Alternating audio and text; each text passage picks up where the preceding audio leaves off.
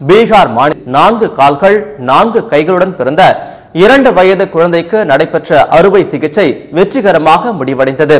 சுமார் 36 மருத்துவர்கள் ஒன்று சேர்ந்து 40 மணி நேரம் கடுமையாக போராடி இந்த அறுவை சிகிச்சையை வெற்றிகரமாக செய்து முடித்துள்ளனர்.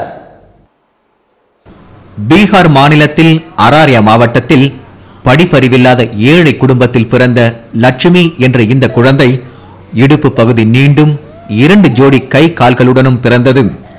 லட்சுமிக்கு 2 வயது ஆன நிலையில் பெற்றோர்களின் ஏழ்மையை அறிந்த பெங்களூர் டாக்டர்கள் இவளுக்கு இலவசமாக சிகிச்சை அளிக்க முன்வந்தனர்.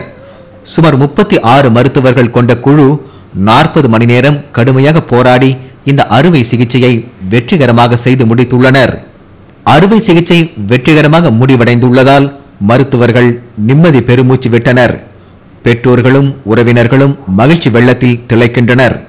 40 மணி நேரம் நடைபெற்ற மிகவும் சிக்கலான இந்த அறுவை சிகிச்சை வெற்றி பெற்றிருப்பது மருத்துவ உலகில் பெரும் திருப்பு முனையாக கருதப்படுகிறது.